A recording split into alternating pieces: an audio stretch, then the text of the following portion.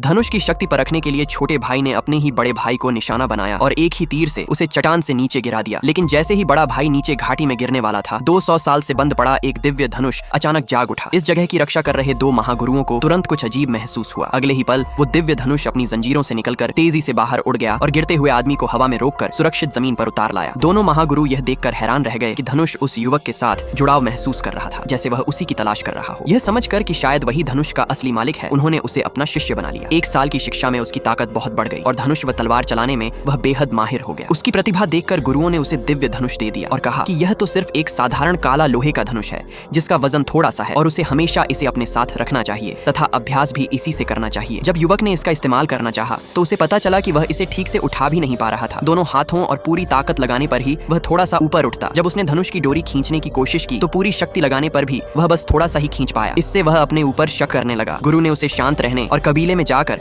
अपने अधूरे काम निपटाने की सलाह दी। उसके जाने के बाद गुरु माता ने कहा कि वृद्ध गुरु शिष्य को मुश्किल में डाल रहे हैं, क्योंकि यह धनुष असल में बहुत भारी था और इसकी शक्ति को बहुत ज्यादा दबा दिया गया था। लेकिन वृद्ध गुरु बोले कि यह इसलिए है ताकि कोई बुरा आदमी उसकी असली ताकत न जान पाए। पहाड़ से उतरकर युवक सीधे अपने कबीले गया और एक तीर मारकर उस पत्थर को तोड़ दिया जो उसके दर्जे का प्रतीक था। उसमें 3 साल से भरा गुस्सा इस एक वार में निकल गया। असल में वह कबीले का नाजायज बेटा था, जिसे पिता सिर्फ अपनी प्रतिष्ठा की वजह से सहन करते थे। वह अपनी माँ के साथ छोटे मोटे काम करता था। छोटा भाई उससे नफरत करता था और उसने उस पर धनुष चोरी करने का झूठा आरोप लगाया। खुद को चोट पहुंचाकर सारी गलती उसी पर डाल दी। पिता ने बिना सच जाने उसे सजा दी और उसकी माँ व बहन ने भी छोटे भाई का साथ दिया। कबीले ने उसे इतना तंग किया कि उसे अपनी अंदरूनी ऊर्जा को नष्ट करना पड़ा, जिससे वह पूरी तरह कमजोर हो गया और फिर उसे जंगल में फेंक दिया गया। अब वह न्याय लेने लौटा था। कबीले में युवा मुखिया की प्रतियोगिता चल रही थी, इसलिए उसने उसमें भाग लेने का फैसला किया। छोटे भाई ने उसे जिंदा देखकर हैरानी तो जताई, लेकिन प्रतियोगिता में उसे हराने का मौका मिलते ही चुनौती स्वीकार कर ली। इस प्रतियोगिता में तलवार देवता और एक रहस्यमयी लड़की भी मौजूद थे। पहला परीक्षण तांबे के सिक्कों को तीर से छेदने का था। सामान्य शिष्यों ने ज्यादा से ज्यादा 7 सिक्के भेदे। फिर उस लड़की ने एक तीर में 9 सिक्के भेद दिए। छोटे भाई ने कबीले के प्रधान धनुष से 12 सिक्के भेद कर सबको प्रभावित कर दिया। अंत में